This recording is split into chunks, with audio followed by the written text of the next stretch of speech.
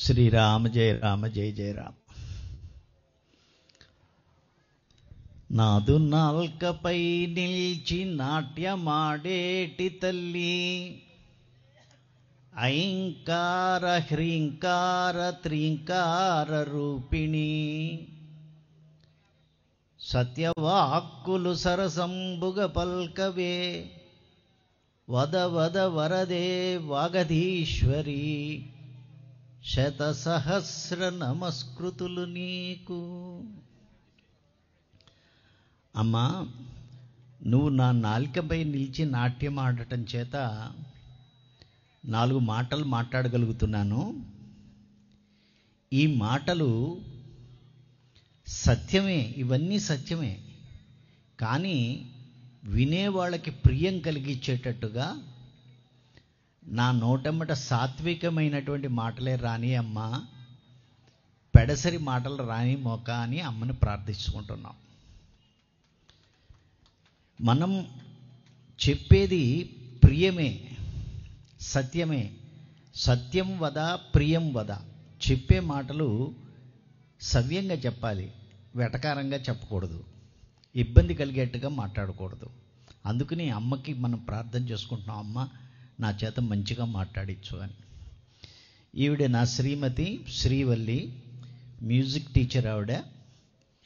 ఒక పాటతో మన క్లాస్ ప్రారంభించుకుందాం. గురువందనం సద్గురువందనం,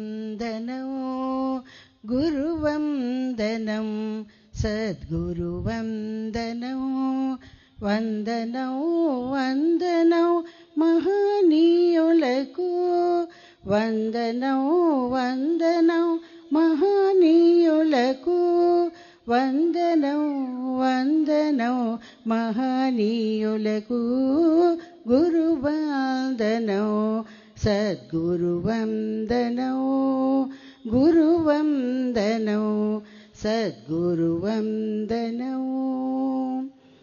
గురు బ్రహ్మ గురు విష్ణు గురుదేవో మహేశ్వర, గురు సాక్షాత్ పరబ్రహ్మ గురువే నమః. గురు బ్రహ్మ గురు విష్ణు గురుదేవో మహేశ్వర, గురు సాక్షాత్ పరబ్రహ్మ గురువే నమః. గురు సాక్షాత్ పరబ్రహ్మ గురువే నమః. గురువందనం సద్గురువందనం, గురువందనం సద్గురువందనం. ఓంకారం పలికించి సద్గురునకు వందనం, జ్ఞానబుద్ధి నేర్పించే గురుపాదుకు వందనం. ఓంకారం పలికించే సద్గురునకు వందనం, జ్ఞానబుద్ధి నేర్పించే గురుపాదుకు వందనం.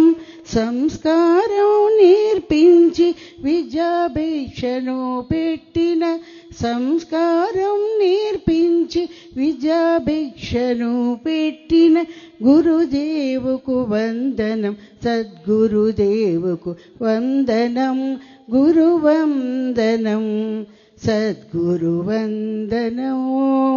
గురువందనం సద్గురువందనం, సద్గురువందనం సద్గురువందనం.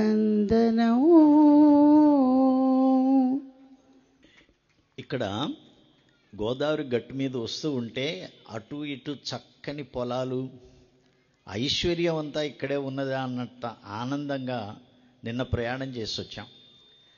అది చూసి మా మేడంకి ఒక పాట జ్ఞాపకం వచ్చింది, ఆ పాట పాడతారు. చేలగట్ల మీద నడవాలి నడవాలి, ఊహలేమో రెక్కలొచ్చి ఎగరాలి ఎగరాలి, బతుకంతా ఆటలతో గడపాలి. మా ఊరు ఒక్కసారి చూసి రావాలి చూసి రావాలి. ఆహా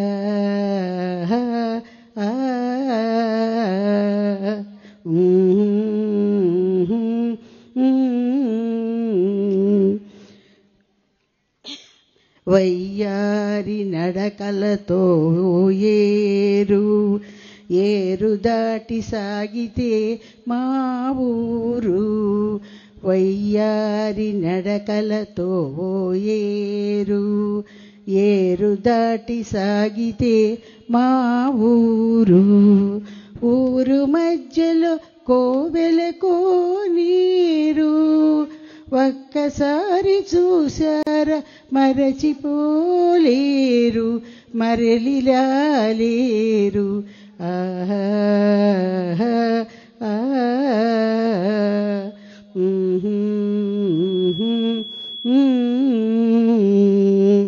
చిన్ననాటి నేస్తాలు చుట్టూ చేరాలి, మనసు విప్పి మాటలాడు మనుషులు కలవాలి.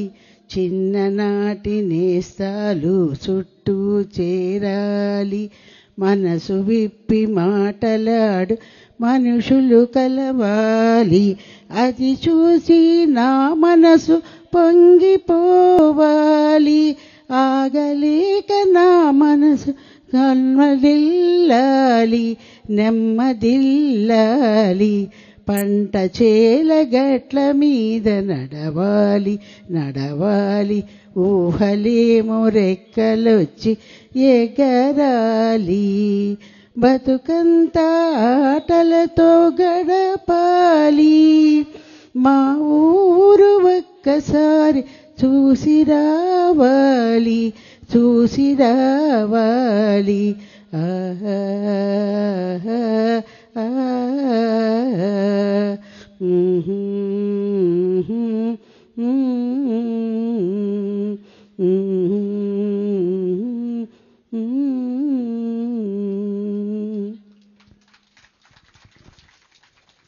శ్రీరామ జయ రామ జయ జయ రామ.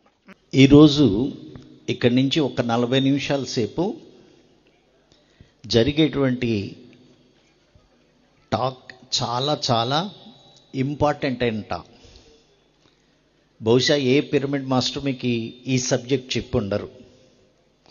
చాలా ఇంపార్టెంట్ అయిన టాపిక్,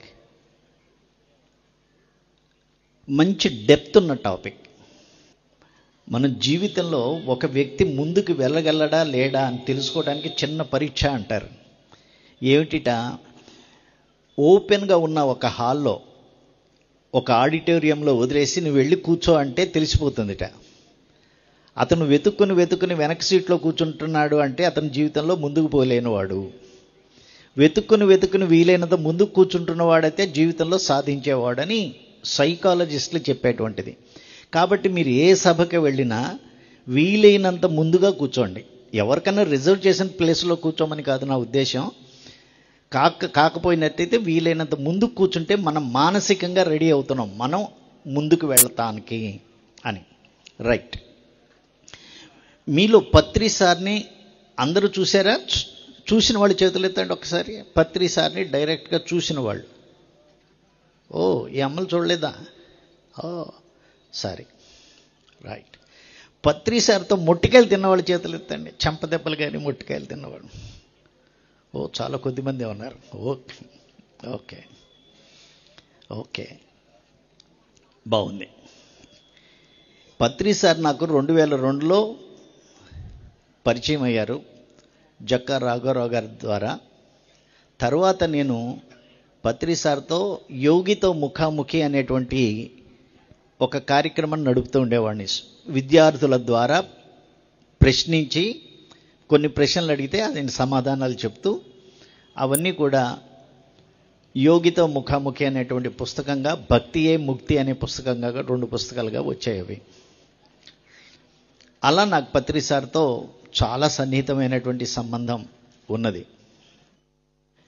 ఆయన క్లాసులో నేను నేర్చుకున్న దానికంటే ఆయనతో కలిసి కారులో ప్రయాణిస్తున్నప్పుడు ఆయన చెప్పినటువంటి అనేక సంగతులు, అనేక కాన్సెప్ట్లు నన్ను చాలా చాలా మార్చాయి. ఈ పత్రి సార్తో పరిచయం అయిన తర్వాత నాలో తపన బాగా పెరిగింది. దానికి కూడా కారణం ఆయనే. ఒకసారి విష్ణు సహస్రనామం కామెంటరీ చదివావా అన్నారు. అదేంటి స్వామి, అసలు ఎక్కడ దేవుడు వద్దంటావు, విగ్రహారాధన వద్దంటావు, స్తోత్రాలు వద్దంటావు, విష్ణు సహస్రనామం చదవమంటున్నారేంటి అని. కాదు, ఇప్పుడు చదువు. ధ్యానం చేసిన తర్వాత విష్ణు సహస్రనామం కామెంటరీ చదివితే అందులో ఉన్న రహస్యాలు నీకు తెలుస్తాయి అని అన్నారు. అంతకు ముందరే నుంచే మా ఇల్లంతా కూడా ఆధ్యాత్మికంగా ఉండేటువంటి ఇల్లు. నాన్నగారు మహాయోగి అయిన రామభక్తులు. లలితా సహస్రనామాలు పారాయణ మా ఇంట్లో నిత్యం జరుగుతూ ఉంటుంది. ఈ పత్రిసార్తో పరిచయం అయిన తర్వాత ఆయన మనకి 3 మాటలు వదిలేసేసి హ్యాపీగా ఆయన వెళ్ళిపోయి పైన అక్కడ స్వర్గంలో కూర్చొని ఫ్లూట్ వాయించుకుంటూ కూర్చుంటున్నారు. దేవతలతో ఆయన ధ్యానం చేయించడానికి వెళ్ళిపోయారు. మన మీద 3 మాటలు వదిలేశారు. శ్వాస మీద ధ్యాస, అంతే. నాకు ఇది బాగా పట్టుకున్నది. ఇది ఈయన ఎందుకు శ్వాస మీద ధ్యాస పెట్టమన్నారు? ఈ శ్వాస మీద ధ్యాస పెట్టు అన్నది పత్రిసారి కనబడిన విషయమా? ఇది సనాతన నుంచి ఉన్నదా? పూర్వకాలంలో కూడా ఉందా? ఇది ఏమిటి అని అక్కడి నుంచి నేను 2010లో జాబ్ చేసిన తర్వాత ఒక పరివర్తన జరిగింది. ఏమిటిది? ఈ మంత్రాలు ఏమిటి, తంత్రాలు ఏమిటి, అసలు నిజంగా ఇవి పనిచేస్తాయా? మంత్రశాస్త్రం అంటూ ఉన్నదా? పత్రిసారేమో శ్వాస మీద ధ్యాస అంటున్నారు. శ్వాస మీదే ఎందుకు ధ్యాస పెట్టాలి? దీని మీద మన పిరమిడ్ మాస్టర్లు అడిగితే ఏదో చెప్తారు. నిత్యం మనతో ఉండే ఫ్రెండ్ శ్వాస కాబట్టి దాని మీద ధ్యాస పెట్టు అది అని. నాకు అనిపించింది, నాకు తృప్తినివ్వాల, ఆన్సర్ తృప్తినివ్వాల. ఇక నేను దీని మీద పరిశోధన చేయటం మొదలుపెట్టాను. ఈ పరిశోధనకి ఊపు మరొకసారి ఎక్కడ దొరికిందంటే, చల్లపల్లిలో పత్రిసార్తో కలిసి వెళ్ళా. ఆయన రూమ్లో కూర్చొని మాట్లాడుతూ, ఏమిటి నువ్వు లలిత సహస్రనామంతో ధ్యానం చేయిస్తావుట ఏంటి అన్నారు. అవును స్వామి, వాళ్ళందరూ కూడా లలిత చదువుతూ ఉంటారు. చదివిన తర్వాత అందులో కొన్ని వాక్యాలకు అర్థం చెప్తూ దాని మీద ధ్యానం చేయిస్తూ ఉంటాను అన్నారు. లలిత సహస్రనామంలో ఒక వాక్యం ఉన్నది, అంతర్ముఖ సమారాధ్య బహిర్ముఖసు దుర్లభ. నీ లోపలికి నువ్వు చూసుకుంటేనే నేను కనబడతాను. నేను అంటే ఆ దైవశక్తి. బయటకు చూస్తే నేను కనబడను. ఈ వాక్యం నన్ను బాగా ఆకర్షించింది. అదే చెప్పా పత్రిసారికి. దాని మీద ఇంకా ధ్యానం పెట్టు, ఇంకా ఆలోచించేయి అన్నారు. ఆ తర్వాత ఈ లలిత సహస్రనామం మీద తీవ్రమైనటువంటి పరిశోధన చేయడం జరిగింది. శ్వాస మీదే ఎందుకు ధ్యాస పెట్టాలి? అందులో లలిత సహస్రనామంలో మొట్టమొదటి వాక్యం. ఈ వాక్యం కనుక మనకు అర్థమైతే లలిత సహస్రనామం అర్థం అంతా మారిపోతుంది. మీలో ఎంతమంది లలిత చదువుతారు? చేతులు ఎత్తండి ఒకసారి. లలిత పరిచయం ఉన్నవాళ్ళు, లలిత సహస్రనామం పరిచయం ఉన్నవాళ్ళు, వెరీ గుడ్. వీళ్ళకి ఇంకా బాగా అర్థమవుతుంది నేను చెప్పే మాటలు. అందులో మొదటి వాక్యం శ్రీమాతా శ్రీ మహారాజ్ఞి శ్రీమత్సింహాసనేశ్వరి అని ఒక మాట ఉన్నది. శ్రీమాతా శ్రీమత్సింహాసనేశ్వరి, శ్రీమాత శ్రీ మహారాజ్ఞి శ్రీమత్సింహాసనేశ్వరి, ఇది మొదటి వాక్యం. శ్రీమాత అద్భుతమైనటువంటి, శ్రీ అంటే మహత్తని, గొప్పదైన అని అర్థం. అమ్మా నువ్వు అందరికీ కూడా తల్లివమ్మా అన్నారు. శ్రీ మహారాజ్ఞి, ఆవిడ తల్లే కాదు మనందరినీ పరిపాలించేటువంటిది. ఇంత మటుకు బాగానే ఉంది. శ్రీమత్ సింహాసనేశ్వరి. లలిత సహస్రనామాలని లలిత సహస్ర రహస్యనామాలు అంటారు. రహస్యనామాలు అంటారు. ఎందుకు రహస్యనామాలు అంటున్నారు? ఎందుకంటే ఏమైందంటే ప్రతి గురువు కూడా శిష్యుని పిలిచి చెవులో రహస్యం అని చెప్పేసి వదిలేశాడు. ఈ శిష్యుడు ఇంకో శిష్యుడి దగ్గరికి వాడి దగ్గరికి పోయి వాడికి కూడా చెవులో రహస్యం అని చెప్పేశాడు. ఇలా ప్రతి వాళ్ళు రహస్యం రహస్యం అంటూ చెప్పారు, కానీ ఆ రహస్యం ఏమిటి అది తెలియలా. ఈ రహస్యం అంతా కూడా శ్రీమత్ సింహాసనేశ్వరి అన్న మాటలో ఉన్నది. శ్రీమత్ గొప్పదైన, సింహాసనేశ్వరి సింహాసనం మీద కూర్చున్నది అని అర్థం చెప్తారు. అంటే రాజులు కూర్చునేటువంటి ఆసనం ఉంటుంది కదా సింహాసనం, దాని మీద కూర్చున్నటువంటిది. ఇక్కడ సింహాసనేశ్వరి అన్న మాటను విడగొట్టుకుంటే సింహ ఆసనం మీద కూర్చుంది. సింహాన్ని ఆసనంగా చేసి కూర్చున్నటువంటిది. అంటే సింహం మీద కూర్చున్నటువంటి తల్లి. అంతేనా? అమ్మవారు ఎక్కడ కూర్చుని ఉంటుంది? సింహం మీద కూర్చుని ఉంటుంది. మనందరం కూడా అమ్మ సింహాసనేశ్వరి అంటూ పిలిచాం, శ్రీమత్ సింహాసనేశ్వరి అని మనం పిలిచాం కదా అని ఆవిడొచ్చి మన ఇంటికి వచ్చి తలుపు కొట్టింది అనుకోండి. ఏ వల్లి తలుపు తీయి అంది. ఈ వల్లమ్మ ఏం చేసింది? కిటికీలోంచి చూసింది ఎవరు వచ్చారా అని. అమ్మవారు వచ్చింది. అమ్మవారు దేని మీద వచ్చింది? సింహం మీద వచ్చింది. ఈవిడ తలుపు తీస్తుందా పోయి? అమ్మ నువ్వంటే నాకు చాలా ఇష్టం, కానీ ఆ సింహం నాకు భయం కదా, ఆ సింహాన్ని ఎక్కడన్నా కట్టేసిరా, నువ్వు లోపలికి రా అంటుంది. అంతేకా? సింహం అంటే మనకు భయం. మరి అమ్మవారిని తీసుకుపోయి సింహం మీద ఎందుకు కూర్చోబెట్టారు? మనందరూ భయపడేటటువంటి ప్లేస్లో ఎందుకు కూర్చోబెట్టారు అంటే ఇక్కడే రహస్యం ఉన్నది. సింహ అన్న మాటని తిరగేయండి. సింహ తిరిగేస్తే హంసి. హంస అంటే శ్వాస. హంసి శ్వాసలో ఉన్న శక్తి. శ్వాసలో ఉన్నటువంటి శక్తి ఏదైతే ఉన్నదో అది లలితా పరమేశ్వరి దైవం.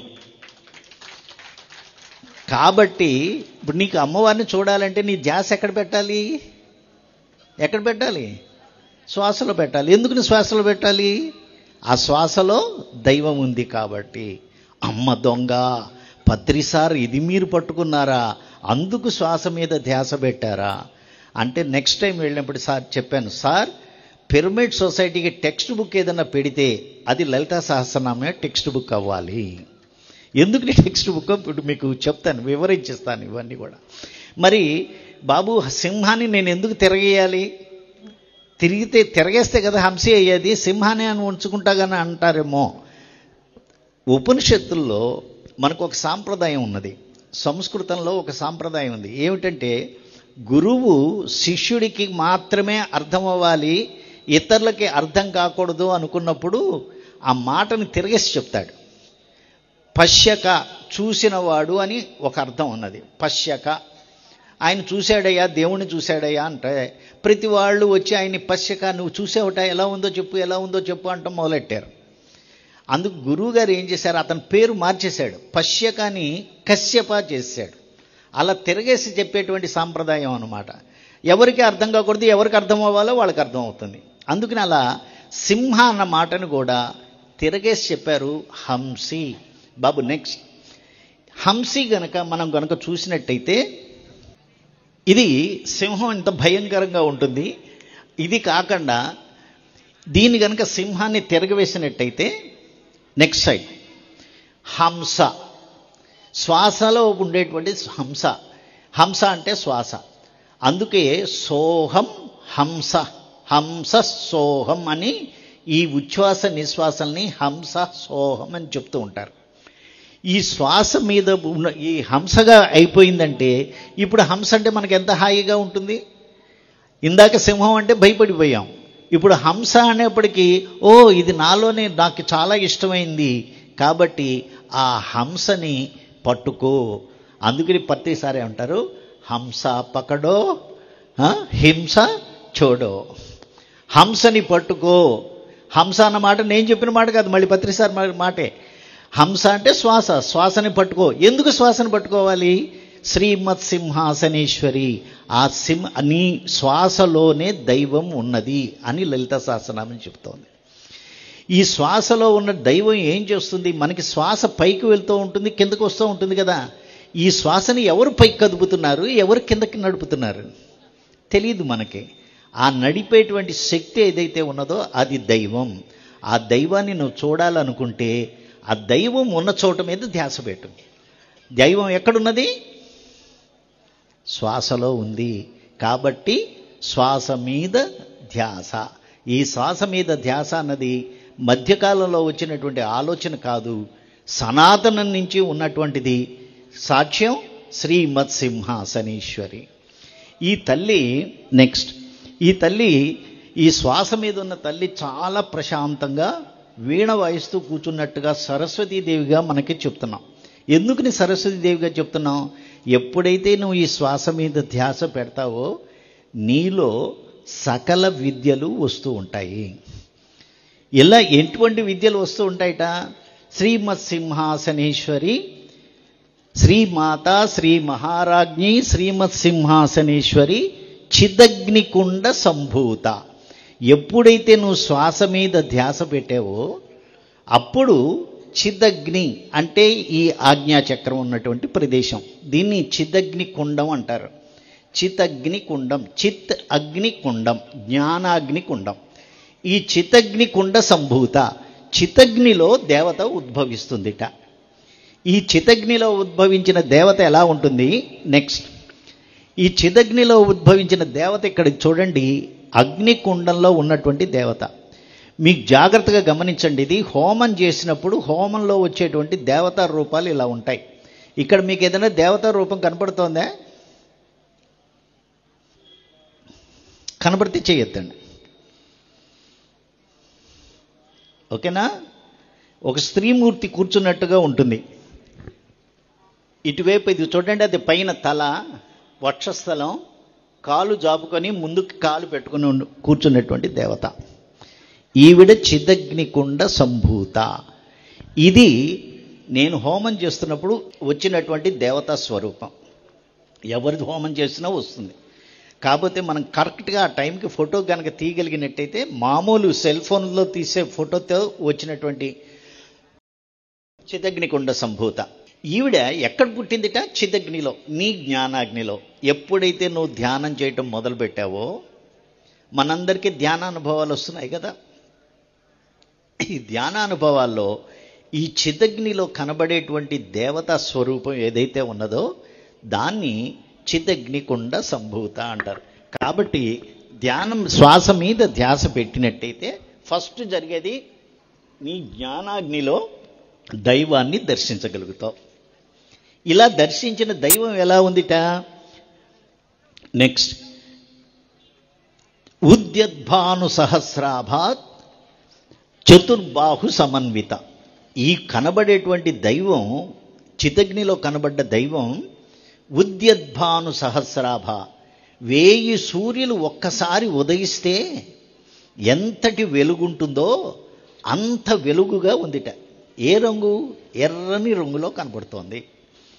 ఈ ఎర్రని రంగులో మనం కొంతమంది ధ్యానంలో కూర్చోగానే నాకు కొన్ని కలర్స్ కనబడ్డాయి అంటుంటారు. ఆ కలర్స్ ఎక్కడి నుంచి వస్తున్నాయి? ఈవిడ నుంచి ఉద్భవించినటువంటి, దైవాన్ని నుంచి ఉద్భవించినటువంటి రంగులన్నీ కూడా ఉద్యద్భాను సహస్రాభ. అనేక మంది సూర్యులు ఒక్కసారి ప్రకాశిస్తే ఎలా ఉంటుందో అటువంటి కాంతిని దర్శించగలుగుతావు. శ్వాస మీద ఎందుకు ధ్యాస పెట్టాలి? ఇందాక దాకా చెప్పాం. పెడితే ఏమవుతుంది ఇప్పుడు చెప్తున్నాం. పెడితే ఫస్ట్ జరిగేదేంటి? నీ జ్ఞానాగ్నిలో దేవతని నువ్వు దర్శించగలుగుతావు. మీలో ఎంతమంది ధ్యానానుభవాలు వచ్చాయి? ధ్యానానుభవాలు వచ్చి దైవాన్ని చూడగలుగుతాం, నాకు కొన్ని రూపాలు కనబడుతున్నాయి అనేవాళ్ళు వెరీ గుడ్. వీళ్ళందరూ కూడా ఆ అక్కడ పుట్టినటువంటి జ్ఞానాగ్నిలో ఉద్భవించిన దేవతని దర్శనం చేసుకున్న వాళ్ళు. ఓకే, ఇలా చూస్తే ఏమవుతుందిట? ఆవిడ ఎలా ఉంటుందిట? చతుర్బాహు సమన్విత, 4 చేతులతో ఉంటుంది. ఇదేంటి? మనందరికీ 2 చేతులు అయితే అమ్మవారికి 4 చేతులు ఏమిటి అంటే, ఆవిడ కార్యక్రమాలన్నీ నలుదిక్కులకి వ్యాపించాయి అని చెప్పడానికి 4 చేతులుగా చెప్తూ ఉంటారు. దీన్ని విగ్రహ తత్వశాస్త్రం అంటారు, ఇకోనోగ్రఫీ అంటారు. ఈ విగ్రహ తత్వశాస్త్రంలో అమ్మవారికి ఎన్ని చేతులు ఉన్నాయి, ఆ చేతిలో ఏ ఆయుధాలు ఉన్నాయి, ఆ ఆయుధాలను బట్టి ఉపాసన చేస్తూ ఉంటారన్నమాట. అట్లాంటిది ఈ చతుర్బాహు సమన్విత. నెక్స్ట్, ఈవిడ చేతిలో ఎలా ఉన్నాయట? 4 చేతులు ఉన్నాయి. 4 చేతుల్లో ఉన్నటువంటివి రాగస్వరూప పాషాఢ్య క్రోధాకారాంకుశోజ్వల. 4 చేతుల్లో ఒక చేతిలోనేమో అంకుశం ఉందిట. అంకుశం దేనికి సింబలు? కోపానికి. ఆ కోపాన్ని అంతటినీ కూడా ఒక చేతిలో పట్టుకున్నదిట ఆవిడ. క్రోధాన్ని ఒక చేతిలో పట్టుకున్నది.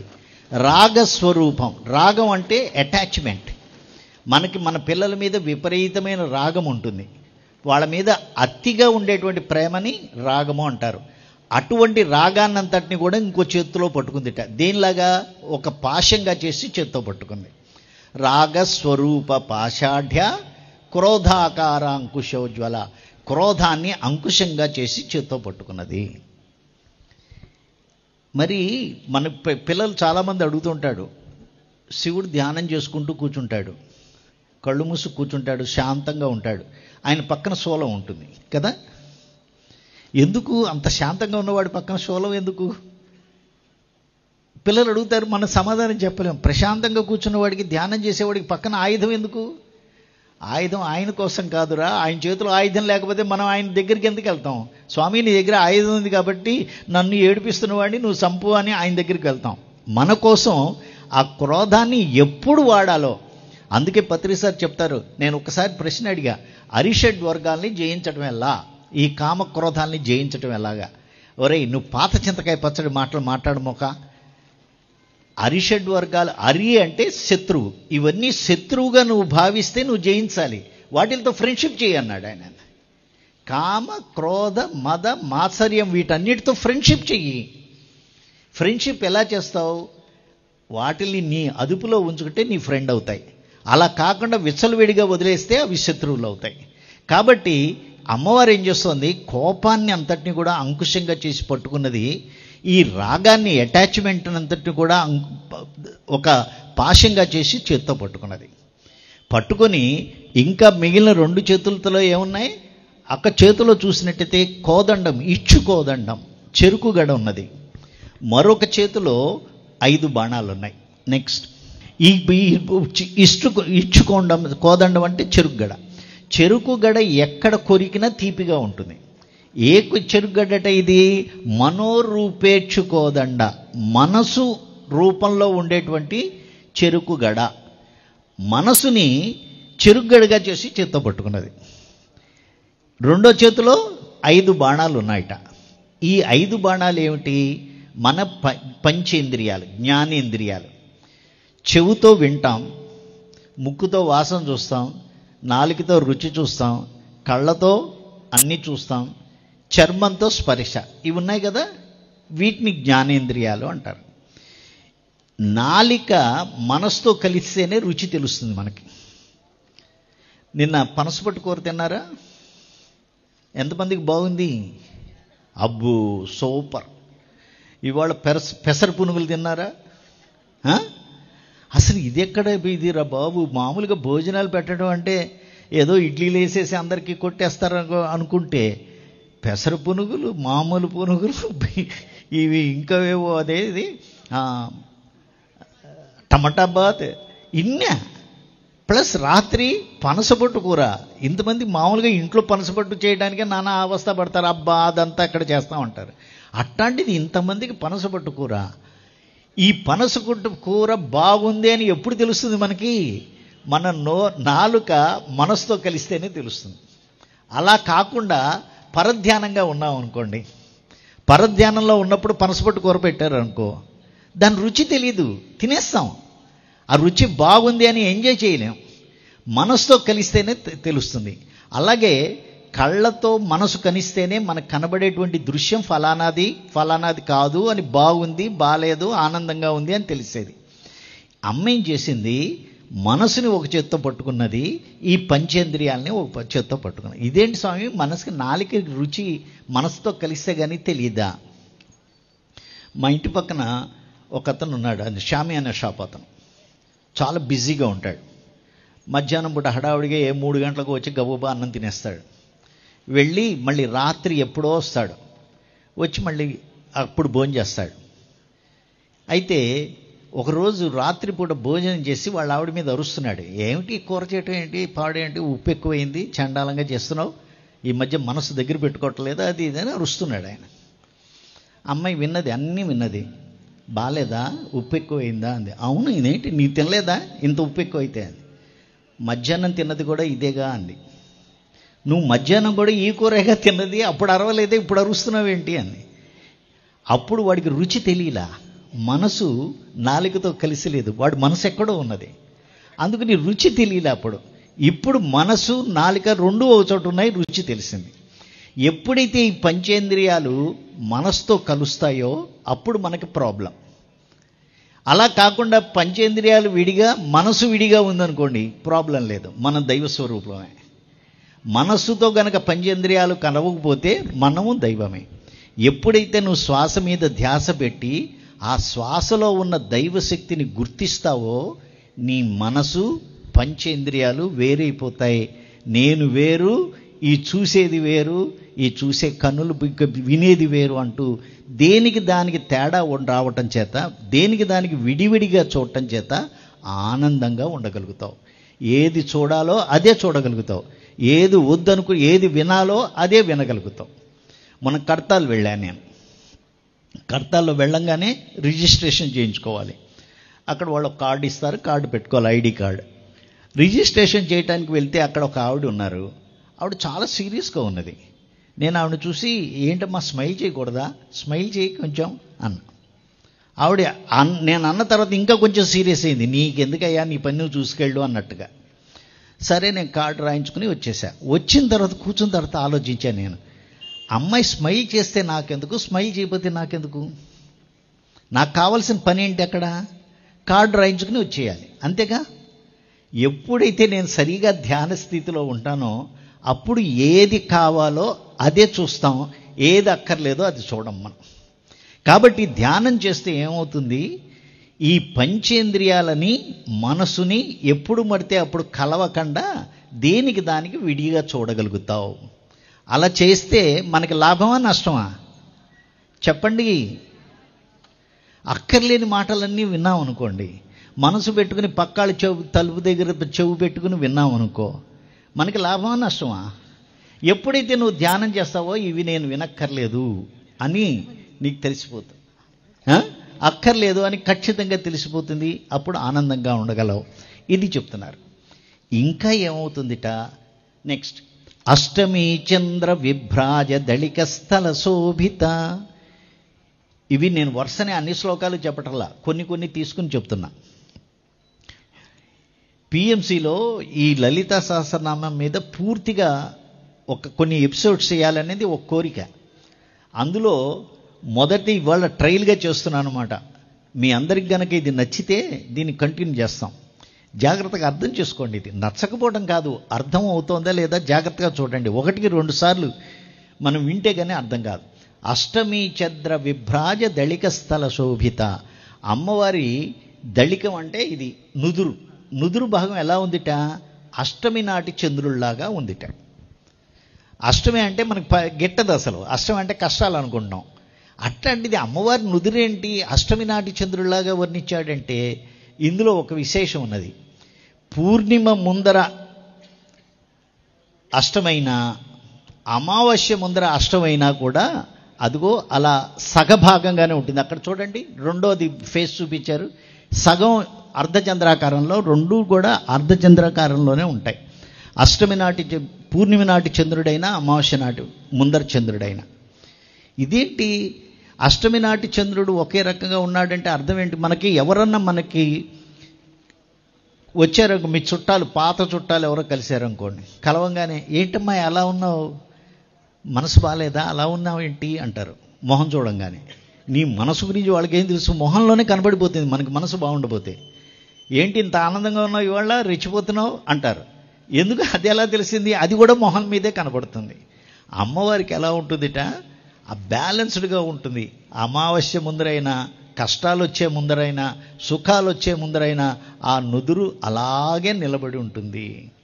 మనం శ్వాస మీద ధ్యాస పెట్టి శ్వాసలో ఉన్నటువంటి శక్తిని గుర్తిస్తే మనకి ఎదుగు పొదుగుల గురించి దిగులు ఉండదు. మనకు కష్టాలు వస్తున్నా మనం దిగులు పడాం, సుఖాలు వస్తున్నా పొంగిపోయి హడావిడి చేయం. అలా చేయకుండా ఎప్పుడూ ఒకే రకంగా బ్యాలెన్స్డ్గా ఉంటాం. అష్టమి చంద్ర విభ్రాజ దళిక స్థల శోభిత.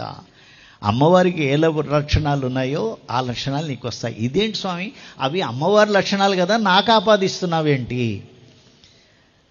శంకరాచార్యులు వారు చెప్తారు, అమ్మా నిన్ను భవానీ నీ శరణం నీ కోరుతున్నాను అని నేను చెప్పే లోపలే, భవానీ అనంగానే నువ్వు నాకు సాయుధ్యాన్ని ఇస్తున్నావు, అంటే నీలో నన్ను కలిపేసుకుంటున్నావు. అలా నువ్వు నన్ను కలిపేసుకోవటం చేత నీకు ఇచ్చేటువంటి హారతులన్నీ నాకు అందుతున్నాయమ్మా అంటాడు శంకరాచార్యుల వారు. మనం ఎప్పుడైతే అమ్మవారిని ఉపాసన చేస్తామో, దైవీ శక్తిని గుర్తిస్తామో, నువ్వే దైవం అయిపోతావు. ఆ దైవం వేరు, నువ్వు వేరుగా ఉండవు. అలా కలిసిపోవటం చేత నీకులో వచ్చేటువంటి లక్షణం అష్టమి చంద్ర విభ్రాజ దళిక స్థల శోభిత. దేనికి దిగులు పడకుండా ప్రశాంతంగా అలా ఉంటావు. మీకు దిగులు పడకుండా ప్రశాంతంగా ఉండటం ఇష్టమా? దిగులు పడిపోతే ఇలా మూలపడిపోవటం ఇష్టమా? ప్రశాంతంగా ఉండటమే ఇష్టం కదా, అవునా కదా? ప్రశాంతంగా ఉండాలనుకుంటాం. దానికోసం ఏం చేయాలి? అష్టమి చంద్ర విభ్రాజ దళిక స్థల శోభిత రావాలంటే శ్వాస మీద ధ్యాస పెట్టి ఆ శ్వాసలో ఉన్నటువంటి దైవాన్ని గుర్తించాలి. ఇంకా ఏమవుతుంది నెక్స్ట్? వదనస్మర మాంగళ్య గృహతోరణ చిల్లిక వక్త్రలక్ష్మీ పరివాహ చలన్ మీనాభలోచన. అమ్మవారి ఈ కనుబొమ్మలను వర్ణిస్తున్నారు. ఆ కనుబొమ్మలు ఎలా ఉంటాయట? మన్మధుడి ఇంటికి కట్టిన తోరణాల్లాగా ఉంటాయట. మన్మధుడు అంటే మనం అనుకునేటువంటి కేవలం శృంగారపరమైన కోరికలే కాదు, ఆనందానికి సింబల్ మన్మధుడు. ఆనందానికి ఉన్నటువంటి గృహానికి తోరణాలు కట్టినట్టుగా కనుబొమ్మలు ఉంటాయి. ఆవిడ చూడండి, కనుబొమ్మలు కూడా ఎంత తీర్చిదిద్దుకుందో, పైనుంచి కింద దాకా శుభ్రంగా తీర్చిదిద్దుకుంటుంది. అంత అందంగా నువ్వు తయారవుతావు ఈ శ్వాస మీద ధ్యాస పెట్టి నీలో ఉన్న శక్తిని నువ్వు గుర్తించగలిగినట్టయితే. చలన్ మీనాభలోచన, ఇది మీన సూత్రం అనే ఒకటి ఉన్నది. ఈ చేప కనులకి ఒక ప్రత్యేకమైనటువంటి శక్తి ఉన్నదిట. ఏమిటంటే, చేప గుడ్లు పెట్టిన తర్వాత లార్వా వస్తుంది కదా, చిన్న చిన్న చేపలు వస్తాయి. ఈ తల్లి చేప ముందర ఈదుకుంటూ వెళుతూ ఒక్కసారి వెనక్కి తిరిగి చూస్తుందిట ఆ చిన్న చేపల్ని.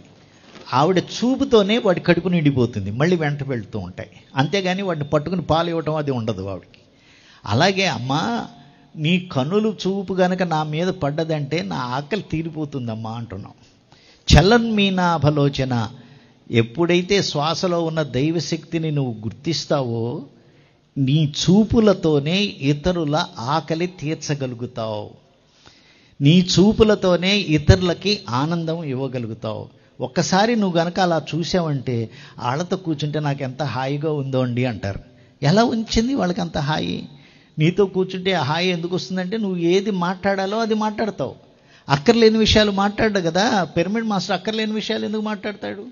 ఏది మాట్లాడాలో అది మాట్లాడతాడు. వాళ్ళతో ఏది మాట్లాడాలో అది మాట్లాడటం వల్ల వీళ్ళ చూపుల్లోనే వాళ్ళ ఆకలి తీరిపోతుంది. అందుకని చలన్ మీనాభలోచన. ఇంకా నెక్స్ట్, నవచంపక పుష్పాభ నాసాదండ విరాజిత. అమ్మవారి ముక్కుని సంపెంగ మొగ్గతో పోలుస్తారు. ఏదో సంపెంగ మొగ్గ పైకి సన్నగా ఉండి కింద లావుగా ఉంది అని కాదు ఇక్కడ ఉద్దేశం. ఆవిడ శ్వాస సంపెంగ పూల వాసనలాగా ఉంటుందిట. ధ్యాని యొక్క శ్వాస సంపెంగ మొగ్గల యొక్క సువాసనతో ఉంటుంది. ఇదేంటి నిజమా? ఇది శ్వాసకు కూడా వాసన ఉంటుందా? మంతెన సత్యనారాయణ గారు తెలుసుగా మీ అందరికీ. ఆయన ఆహార నియమాలు కనుక పాటించినట్టయితే శరీరం నుంచి బయటకు వచ్చే ఏ వాయువు కూడా చెడు వాసన ఉండదు. ఆవలింత ఇచ్చినప్పుడు, కొంతమంది ఆవలి ఇచ్చినప్పుడు నోరు తెరిస్తే నోట్లోంచి చెడు వాసన వస్తుంది. లేదా వాళ్ళ యూరిన్ కానీ టాయిలెట్స్ కానీ చెడ్డ వాసన వస్తూ ఉంటాయి. అలా కాకుండా ఆయన ఆహార నియమాలు పాటించి, సరైన ఆహార నియమాలు పాటించిన వాడికి మలం కూడా చెడు వాసన ఉండదు. అది మంచిన సత్యనారాయణ గారు చెప్పిన సిద్ధాంతం. లలితా సహస్రనామం ఏం చెప్తోంది? ఇంకో 2 అడుగులు ముందుకెళ్ళింది. చెడు వాసన లేకపోవటం కాదురా, సుగంధం వస్తుందిరా నాయన. ఆ శ్వాస నుంచే సుగంధం వస్తుంది. చర్మం కూడా సుగంధమయం అవుతుంది. ధ్యాని యొక్క చర్మం చాలా సుగంధంగా ఉంటుంది. అక్కడ దాకా ఎందుకు? బాగా మాంసం, పొద్దున సాయంత్రం మాంసం తినేటువంటి వాళ్ళ పక్కన కూర్చున్న దానికి, అసలు మాంసం అంటే ఏమిటో తెలియని వాళ్ళ పక్కన వాళ్ళు కూర్చున్న వాళ్ళకి మనకి వాసనలో తేడా ఉండదు. ఆ చర్మంలోనే వాసన తేడా ఉంటుంది. మా నాన్నగారు మహాయోగి అని చెప్పాను కదా, ఆయన చివరి ఒక 10 రోజులు బెడ్ మీద ఉండాల్సి వచ్చింది. ఆ బెడ్ మీద ఉన్నప్పుడు ఆయన్ని తుడవడానికి ఇలా లేపితే ఆ 10 రోజులు కూడా ఆ చర్మం తులసి ఆకుల వాసన వచ్చేది. ఏంటి ఈయన చర్మం స్నానం చేయకపోయినా కానీ ఇంత తులసి వాసన వస్తుంది ఏంటి అంటే, ఆయన పడుకున్నా లేచినా రామ్ రామ్ రామ్ రామ్ రామ్ రామ్ రామ్ అంటుంది. నిద్ర లేపినా సరే రామ్ రామ్ రామ్ రామ్ అని వినపడుతుంది మాకు. అలా మహాయోగులు కాబట్టి వాళ్ళ చర్మం కూడా సువాసన వస్తుంది. అట్లాంటిది సువాసన రావడంలో గొప్పే ఉన్నది. చంపకాశోక పున్నాగ ఇంకా చంపకాశోక పున్నాగ సౌగంధికల సత్కజ. ఆవిడ జుట్టు మంచి మంచి పూల వాసనతో ఉంటుందిట. జుట్టుకి వాసన ఏంటి? జుట్టు కూడా వాసన మారిపోతుంది. జుట్టుకి వాసన ఉన్నదా లేదా అనేది బాగా తెలిసింది ఎవరికంటే కుక్కలకి బాగా తెలుసు. ట్రైనింగ్ వచ్చిన కుక్కలు చూడండి, దొంగల్ని పట్టుకోవటానికి వాడి వెంట్రుకలు అక్కడ ఏమన్నా పడితే వెంట్రుకల వాసన చూసి పోయి కుక్కల్ని పట్టుకుంటాయి, దొంగల్ని పట్టుకుంటాయి. ఎలా పట్టుకోగలుగుతున్నాయి? ఆ జుట్టుకి ఒక స్పెసిఫిక్ స్మెల్ ఉంటుంది. అలాగే అమ్మవారి జుట్టుకి ఉన్నటువంటి స్పెసిఫిక్ స్మెల్ ఏంటంటే చంపక అశోక పున్నాగ సౌగంధికల చంపక పున్నాగం అంటే పూలకి ఎటువంటి వాసన ఉంటుందో అటువంటి వాసన ఉంటుందిట. ఇలాగే ఒక భక్తుడు చాలా బీదవాడు శివయ్యని పూజ చేస్తున్నాడు. ఆ శివుడు రోజు వచ్చి మాట్లాడుతూ ఉంటాడు, వెళ్తూ ఉంటాడు. మీరు వెంటనే అడగాలి, శివుడు రోజు వచ్చి మాట్లాడి వెళ్తూ ఉంటే వాడు బీదవాడుగా ఎందుకన్నా? ఈయన అడగడు, వాడు ఇవ్వడు కదా, అడగడు కదా, వీడికి కావాలని తెలియదు కదా. ఒక రోజున చాలా బాధపడుతూ, శివయ్య నీకు నివేదన చేయడానికి కూడా నా దగ్గర ఏమీ లేదయ్యా, ఏమిటయ్యా ఇది అని ఈ భక్తుడు బాధపడ్డాట. బాధపడితే ఆయన ఒక పద్యం రాసి ఇచ్చాడు, ఒక శ్లోకం రాసి, అరే ఈ ఊరు రాజుగారు చాలా శ్లోకాలంటే చాలా ఇష్టం, ఆయన దగ్గరికి వినిపించు, నీకు బాగా ధనం ఇస్తాడు అన్నాడు. ఆ శ్లోకం తీసుకెళ్ళాడు. దాని అర్థం ఏంటి? ఓ రాజా, నీ కీర్తి నలుదిశలా వ్యాపించింది, స్త్రీల శిరోజాల వాసనలాగా అని రాశాట. రాజుగారికి పిచ్చ కోపం వచ్చింది. ఏమిట్రా, ఆడవాళ్ళ జుట్టుకి అంత సుగంధం ఉంటుందే, పిచ్చి ప్రశ్నలు పిచ్చి మాటలు మాట్లాడుతున్నావు ఏమిటది అంటూ కోపడి పంపించేశాడు. ఈ భక్తుడు ఇంటికి వచ్చి మళ్ళీ శివయ్య దగ్గర దిగులు పడ్డాడు. శివ, ఏంటయ్యా ఇంత అవమానం చేయించావు నాకు, ఇలా అన్నాడు అన్నాడు. అదేమిట్రా, అమ్మ జుట్టు సంపెంగ వాసన వస్తుందిరా, చంపకాశోక పున్నాగ సౌగంధిక లసస్కజ, మంచి సువాసనలు ఉంటుందిరా అమ్మ జుట్టు. అయ్యా ఆవిడ మహాయోగయ్యా, కాబట్టి ఆవిడ జుట్టు ఆ రంగు వాసన ఉన్నదేమో, మాకెలా ఉంటుంది స్వామి అంటే, కాదు నేను వచ్చి సాక్ష్యం చెప్తాను. అక్కడికి వెళ్ళి సభకెళ్ళి శివుడు ప్రత్యక్షంగా సాక్ష్యం చెప్పాట, కాదు స్త్రీల శిరోజాలకి ఇంత సుగంధం ఉంటుంది అని. అది ఎలా సాధ్యం? శ్వాస మీద ధ్యాస పెట్టు. శరీరం యొక్క నీ శ్వాసే కాదు, నోటి నుంచి వచ్చేటువంటి ఆ వాసన కూడా కర్పూర వీటిక మోద సమాకర్షిదిగంతర. మన నోరు తెరిచామంటే దుర్గంధం వస్తూ ఉంటుంది ఇండైజెషన్ వల్ల. ఆ దుర్గంధం రాకుండా ఉండటం కాదు, కర్పూర వాసనలుగా వస్తుందిట నోటి నుంచి వచ్చేటువంటి వారు. ఇవన్నీ ఎప్పుడు సాధ్యం? నీ శ్వాసలో ఉన్నటువంటి దైవాన్ని నువ్వు గుర్తించినప్పుడు, శ్వాస మీద ధ్యాస పెట్టి ఇవన్నీ చేసినప్పుడు ఒక్కొక్క మార్పు వస్తుంది. నెక్స్ట్ ఇంకా పద్మరాగ శిలాదర్శ పరిభావి కపోలభూ. ఈ చెక్కిళ్ళు పద్మరాగ శిలల్లాగా తయారవుతాయట. తల్లి కూతుళ్ళలాగా కనబడరు, అప్ప చెల్లెళ్ళలాగా కనపడుతూ ఉంటారు. దానికి కారణం ఏంటి? ధ్యానం. ఆ ధ్యానం చేయటం చేత మీరు ఎక్స్ట్రా క్రీములు ఏం రాసుకోకర్లా, ఫెయిర్ అండ్ లవ్లీ రాసుకోకర్లా, లేకపోతే ఇంకేమిటో అవన్నీ ఫౌండేషన్లు వేయక్కర్లేదు, ఏం అక్కర్లా. ధ్యానం చేస్తే ఆ చెక్కిళ్ళు నునుపు తీరుతాయట. చెక్కిళ్ళు నునుపు తేలటం అంటే ముఖం చక్కని కళగా తయారవుతుంది. మీలో ఎంతమంది ముఖం కళకళలాడాలనుకుంటున్నారు? చేతులు ఎత్తండి. ఎంతమందికి ముఖం కళకళలాడాలనుకుంటున్నారు? అయితే వీళ్ళందరికీ ఏంటి జెంట్స్ చేతులు ఎత్తట్లేదు? మొహం కళకళలాడద్దా? ఆ మొహం కళకళలాడాలంటే ఏం చేయాలి? నీ శ్వాసలో ఉన్న దైవాన్ని గుర్తించు. ఫిజికల్గా ఎన్ని మార్పులు వస్తున్నాయో చూడండి.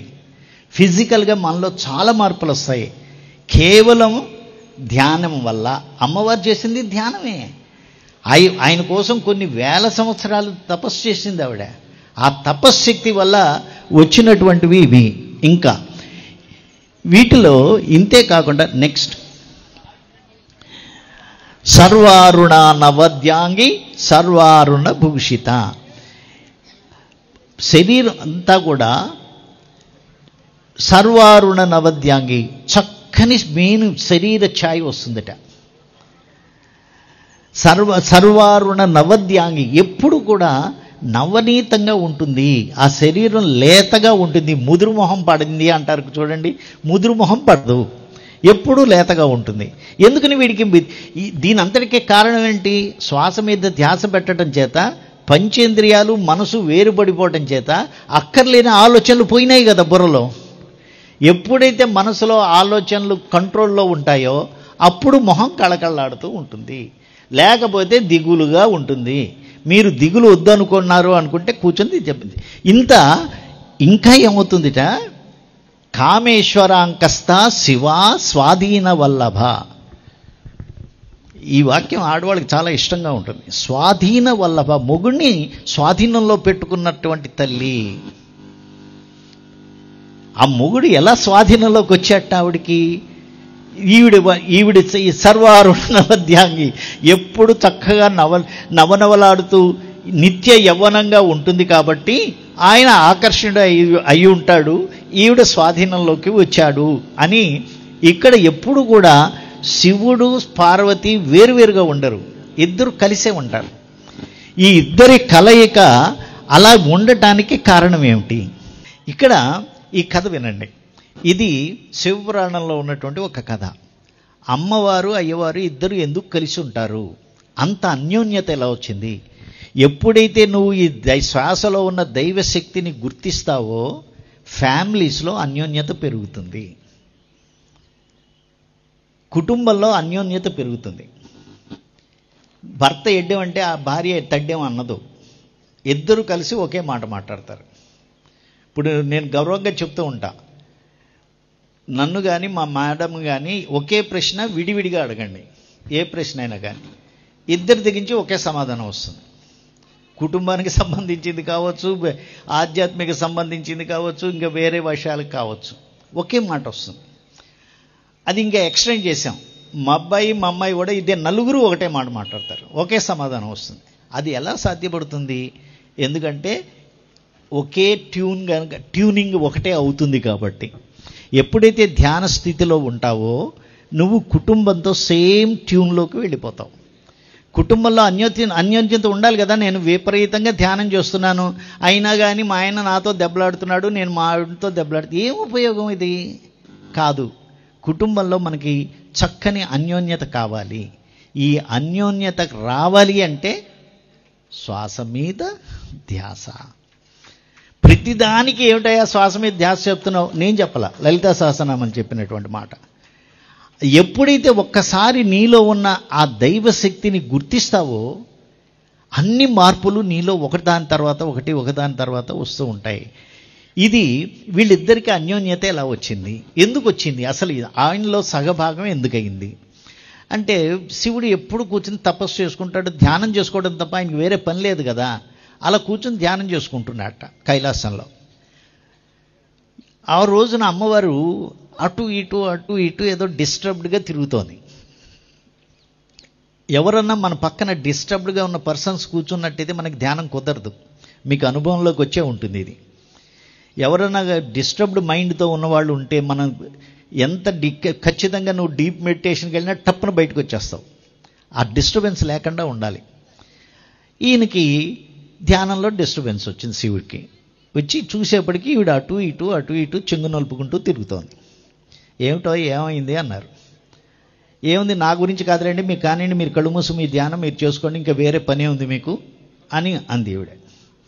అంటే ఆయన అలా కాదు, ఏమిటి చాలా డిస్టర్బ్డ్గా ఉన్నావు, ఏమైంది అంటే ఏంటంటే ఆవిడ చెప్పటల్లా, దిగులు నా గురించి కాదయ్యా, నీ గురించే దిగులంతా నాకు అని.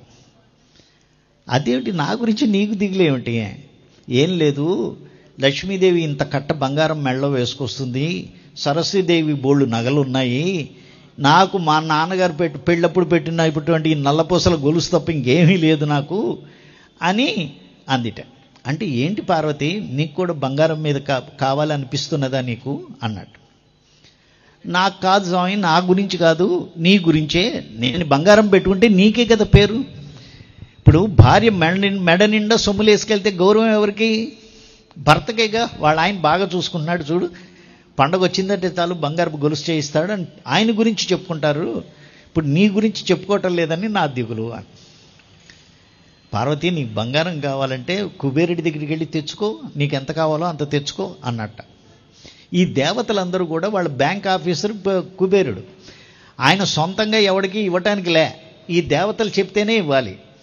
సరే తెచ్చుకో అంటే ఈవిడనంటే సరే తెచ్చుకుంటాను, మనం కూడా ఏదో ఒకటి అక్కడ పెడితే కానీ అతను బంగారం ఇవ్వడు కదా మనకి, ఏం పెట్టను అందిట. అంటే అప్పుడు శివుడు ఇటురా దగ్గరికి రా అని ఆవిడ చెంగులో ఆయన విభూది కొంచెం తీసి ఇలా విసిరేట. ఓ చిటికెడు విభూది వేసి దానికి సాటోడు బంగారం తెచ్చుకోవాలి. ఆవిడ కింద నుంచి పైకి శివుడిని చూసింది, ఇదేమిటి ఈ చిటికెడు విభూతికి నేను బంగారం తెచ్చుకోనా అంది. అని మరి ఈయన కాదనలేదుగా, ఈయన ఎదిరించి మాట్లాడలేదు. ఈయన శివుడు సదాశివుడు మాట్లాడలేదు. అందుకని నందిని పిలిచింది, నంది రారా కుబేరుడి ఇంటికి వెళ్ళాలి రా అని. ఆ నంది చూశాడు ఇదంతా. అమ్మా శివ, నువ్వు బోళాశంకరుడు అనుకున్నాను, ఇంత మాయగాడివా, అమ్మని మాయ చేసావు నువ్వు అని నందికి కూడా పాపం లోపల లోపల కోపం వచ్చినా బయటికి మాట్లాడలేక నెమ్మదిగా వచ్చాట. ఈ అమ్మవారు నందెక్కి కుబేరుడి ఇంటికి వెళ్ళింది. ఆ కుబేరుడు వాకిట్లోనే వెల్కమ్ చెప్పాడు. అమ్మ రా రా రా, మా దగ్గర నీ అకౌంట్ ఇంత మటుకు లేనే లేదు, ఇప్పుడే వచ్చావు నువ్వు, ఏం చేయనమ్మా నీకోసం నేను ఏం చేయను అంటూ సాష్టాంగపడ్డాడు. ఎందుకు వచ్చిందిరా అక్కర్లేని దండాలన్నీ మాకు పెడుతున్నావు, అంతా డబ్బు దశకం లక్ష్మీదేవి సరస్వతికి వెలికిస్తున్నారు కదా అని ఈవిడ లోపల అనుకున్నది. అమ్మ కాదు, నీకేం కావాలి చెప్పు. శివయ్య కొంచెం బంగారం తెచ్చుకోమన్నాడురా అంది. మరి ఏం పెడతావమ్మా ఇక్కడ అన్నాడు. ఇదిగో ఈ విభూతికి సరిపోని బంగారం తెచ్చుకోమన్నాడు అని. ఆ కుబేరుడు కూడా మతిపోయిందిట. ఏమిటి, చిటికుడి విభూతి కోసం ఇక్కడ దాకా వచ్చావా నువ్వు, ఆ విభూతికి సరిపోయే బంగారం కోసం అనుకొని ఓ చిన్న త్రాసు పట్టుకొచ్చాడు. ఏలక్కాయలు తురిసే త్రాసు ఉంటుంది కదా చిన్నది, 5 గ్రాముల త్రాసు, అది పట్టుకొచ్చి విభూతి ఒకవైపు బంగారం ఒకవైపు 1 గ్రామ్ బంగారం పెట్టాడు. విభూతి కిందకు ఉండిపోయింది, ఈ బంగారం ఏమో పైకి పోతోంది. బరువు చాలా. 1 గ్రామ్ పెట్టాడు, 2 గ్రాములు, 10 గ్రాములు, 15 గ్రాములు పెట్టాడు, తోగట్ల. ఇక పెద్ద త్రాసు తీసుకొచ్చి ఒకవైపు విభూతి పెట్టి ఒకవైపు బంగారం పెడుతున్నాడు. కిలో పెట్టాడు, 2 కిలోలు పెట్టాడు, 3 కిలో. ఇదేమిటి అసలు, ఎంత బంగారం పెట్టినా కానీ ఆ విభూతి కిందకు ఉండిపోతుంది, బంగారం పైకి వెళ్ళిపోతుంది. ఇలా కాదనుకొని దొడ్లో పెద్ద కాటా ఉంటుంది, బియ్యం బస్తాలకు తోసే కాటా, అట్లాంటి కాటాలో విభూతి పెట్టి ఇటువైపు బంగారం ఆయన దగ్గర ఉన్న ఇటుకలు తెచ్చి టక టక టక టక పేర్చేస్తున్నాడు. ఎన్ని ఇటుకల బంగారం పేర్చినా కూడా ఆ శివ శక్తికి సరిపోటల్లా. చూసి అమ్మా నన్ను మాయ చేయి మోక, నన్ను పరీక్షించమోక అన్నాడు. ఒరే నిన్ను పరీక్షించడం ఏమిట్రా, నాకు మతిపోతోంది, నీ ఇప్పుడు నన్ను ఏం చేయమంటావమ్మా, ఇదంతా తీసుకెళ్తావా, దానికి సరిపడా నేను ఇవ్వలేను, ఉన్నదంతా ఇమ్మంటే ఇస్తానన్నాడు. నీ బంగారం వద్దు, పాడు వద్దు, నా విభూతి నాకు ఇవ్వని ఆవిడ చెంగులో ఆ విభూతి మూట కట్టుకుని మళ్ళీ టక్క టక్క టక్క టక్క ఈసారి స్పీడ్గా పరిగెత్తుకుంటూ వెళ్ళిపోయింది. శివుడి యొక్క శక్తిని గమనించుకుంది కదా, వెళ్ళింది. వెళ్ళేటప్పటికి ఈ శివుడు మళ్ళీ ఆయన పాపం అది కూర్చొని ధ్యానం చేస్తున్నాడు. ఆ మెయిన్ గేట్ దగ్గర నుంచి ఒక్కసారి పరుగున వస్తూ ఎక్కెక్కి ఏడుస్తూ పరిగెత్తుకుంటూ వస్తోంది. శివయ్య చూశాడు.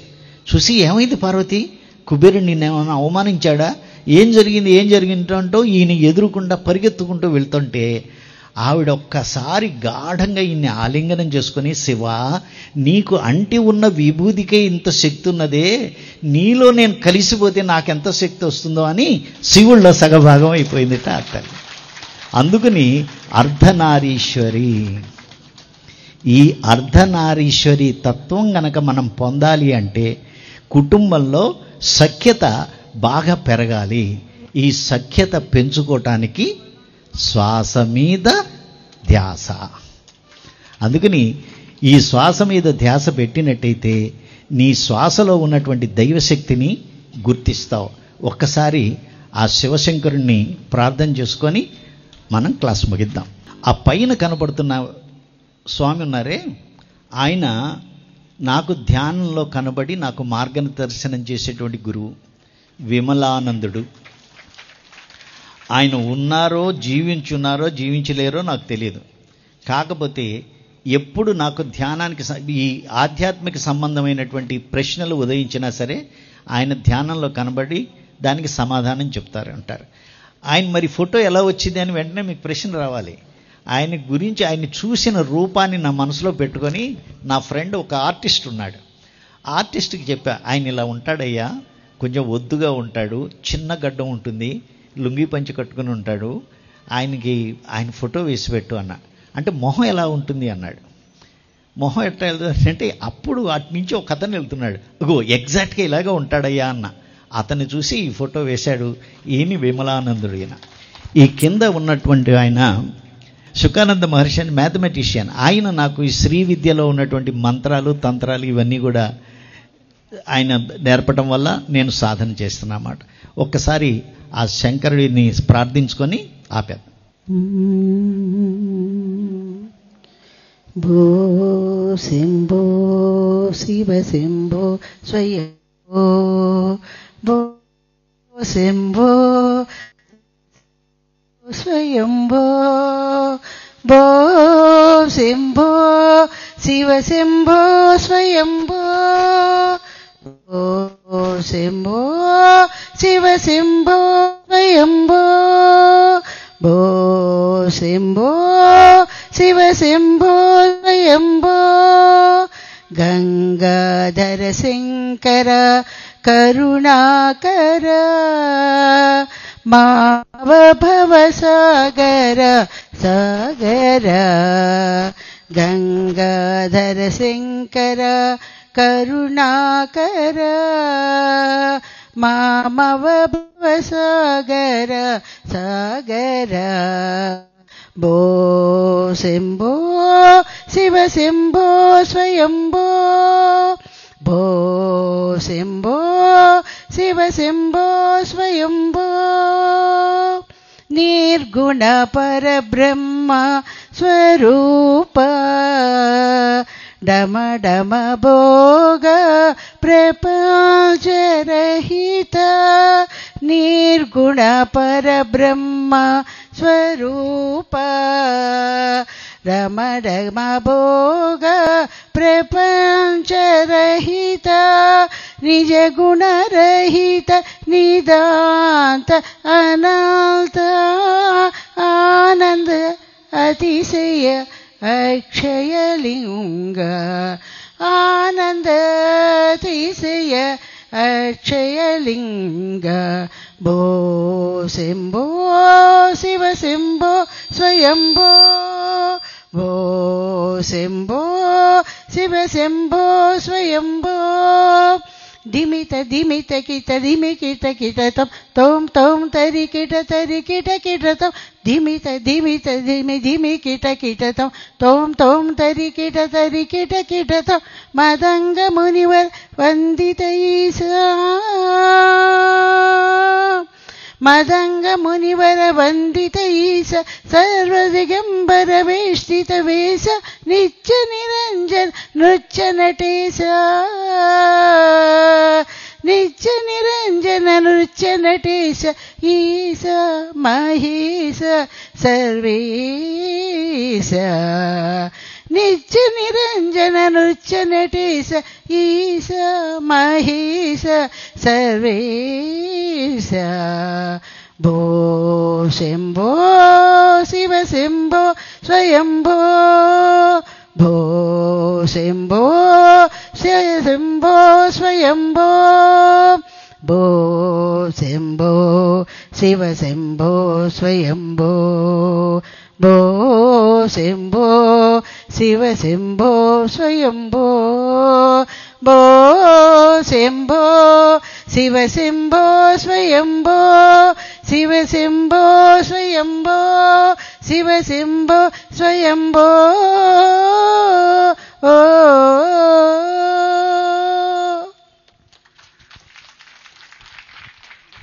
Thank you very much.